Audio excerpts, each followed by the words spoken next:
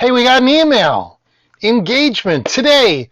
You asked for it by email. We're going to go a little deeper into the creator and brand partner world. And like I said, we're doing it because you asked us to do it. So this is me giving you what you want. I need a video clip, and you're going to give it to me. Hey everybody, I'm Saul Colt, the host of the License to Print Money show, powered by Spreadshop. The goal of this show, for as long as they let me do it, is to show creative people how to make money from their creative life. So have you subscribed yet? Have you smashed the bell? You should, because every Tuesday and Friday, we're going to cover ways to generate income from your creative life. So everything from growing audiences, the nuances of each platform, launching a podcast, which is coming soon, and that's going to be a 2 or 3-parter, and most importantly, the secret to selling merch. I'm a huge fan of merch. You see, I'm wearing a shirt with my face on it. And you know, speaking of merch, the show is sponsored by Spreadshop.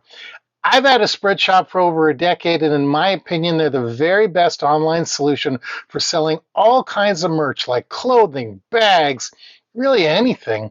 That's my personal testimonial. We'll read a proper ad read later on in the video. But to get started, you know, let's go back to talking about brand partners. In the last video, I gave you the template of everything, you know, how to write brands and ask for a partnership. Want to be partners? Let's be partners. But, you know, if you talk to creatives and you ask them about brand partners, you sometimes think you might have tuned into a romantic comedy. You know, I like them. They never call me back. Why doesn't he love me? They don't understand me. It turns out, you know, they weren't who they said they were.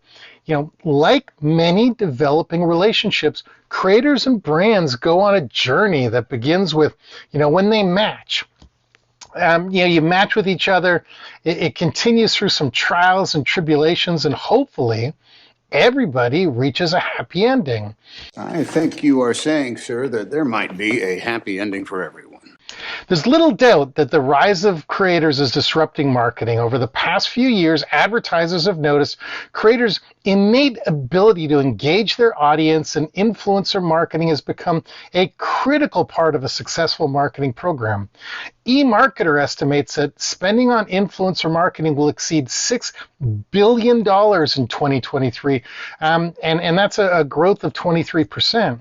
For creatives and creators, this means that there are more monetizing opportunities than just ad revenue, and this is the purpose of the show. While your primary motivations may be around sharing your passions or expressing your creativity, creators need to see their efforts as a means to earn income. And one way is partnering with brands. But the creator-brand relationship isn't always simple, and that's why we want to go through it today. Brands, they have clear needs. They want to work with creators who represent their values and whose followings mirror their target audience. They know that a creator's ability to start a conversation and generate buzz around their product or service can build credibility, expose them to new audiences, and, you know, move a lot of product, impact their bottom line. Brands, they pay me to post things online. The issue is there's tens of millions of creators out there, so how should brands discover, recruit, and effectively partner with them?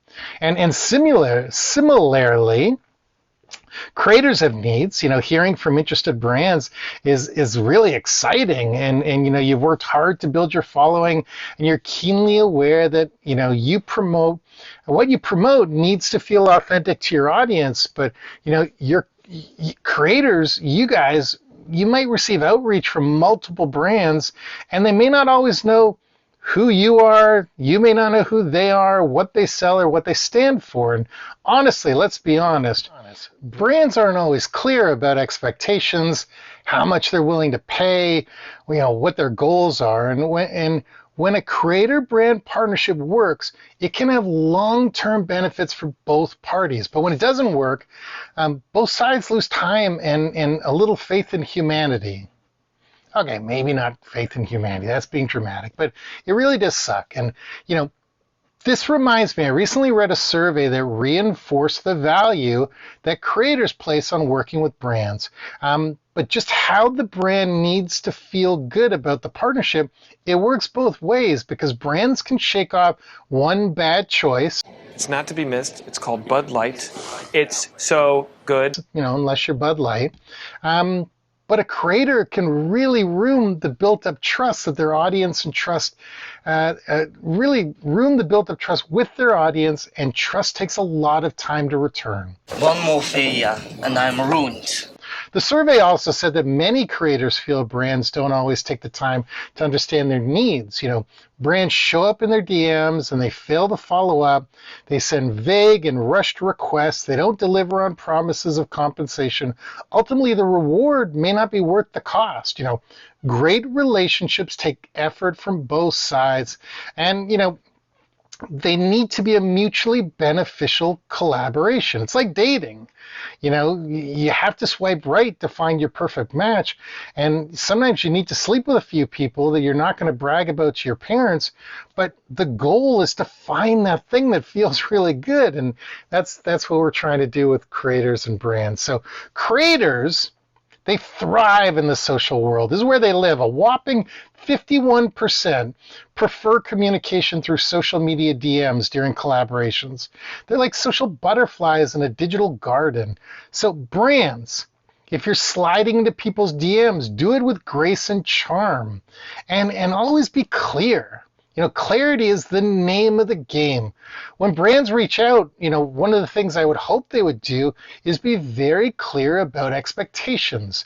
Be clear about compensation. Be clear about performance expectations. And don't leave your partner guessing. Clear communication is key to a lasting partnership. That goes back to the whole dating thing. Creators understand that good things take time. 64% prefer to apply for partnerships rather than be handed an offer. It's like a dance before, you get married. Think of it as getting to know each other before saying I do to a collaboration. If the creator is reaching out, chances are it's going to be a better fit than if people just keep hitting you. So, we're talking about partnerships. You can't talk about partnerships on this show without talking about money. All you care about is money. Creators, and I know I myself is in this one, creators genuinely prefer flat fees over complex bonuses or commission structures. Once trust is built, I'm a little bit more open to performance-based compensation. But in the beginning, I want to make sure I'm getting paid. I want to know what I'm getting paid, and that way I'm motivated. So brands, don't be stingy with your partners. They appreciate a fair deal. Work with them, see where their comfort level is, and work with them well. So here's some turn-ons and turn-offs. It's a turn-on: quality projects, high compensation, and creative freedom. The turn-offs are rush due dates, low compensation, and brands that drag your feet. I keep coming back to this dating thing, but it is exactly the same thing. So when you think of dating, you think of all this stuff. What's the secret sauce for a good relationship? It really varies. Larger creators put their audience first, while smaller ones value the overall experience of working with the brand. It's like tailoring your approach to your partner's unique preferences. So if I'm a brand, what do I do next? And I've been in this spot many times. How can you win the creators' hearts? Show them the money. Streamline the process and focus on what matters to them. Think of it as delivering a heartfelt love letter customized to your partner's details. Let them do what they do best. That's why you want to work with them. It's all about finding that good fit and trusting them. There's just as much at stake for the creator as there is for the brand. So the creator is not going to be, irresponsible, We just have to do something wildly irresponsible to earn their trust. So there you have it, folks, the inside scoop on creator-brand partnerships. Remember, it's all about understanding, it's all about respect, and it's all about transparency. Keep these insights in mind, and you're on your way to building thriving long-term relationships with creators, whether you're on the creator side or the brand side. And if all else fails, send each other chocolates. Chocolates is like the universal language of appreciation, I think. Okay, so before we go, let's talk about Spreadshop. Man, Spreadshop, I love these people. Are you a creative individual looking to turn your ideas into profit? Are you an entrepreneur searching for a seamless way to establish your own brand? Or perhaps you're part of an organization aiming to fundraise and promote your cause? Look no further than Spreadshop, the ultimate solution for creating and selling merchandise online. Spreadshop offers an extensive range of high-quality products, including t-shirts like the one I'm wearing, hoodies, hats, bags, etc., etc. All you have to do is upload your designs, and Spreadshop takes care of all the heavy lifting. I never worry about production. I never worry about inventory. I never worry about fulfillment. It's all done for me. So visit www.spreadshop.com and tell them Saul sent you. And don't forget, if you found this video helpful, give it a thumbs up. Don't forget to subscribe for more tips.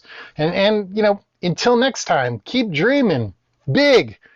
Let's create some deals together. Let's form some partnerships, and let's all make some money. I'll see you Friday. Yeah?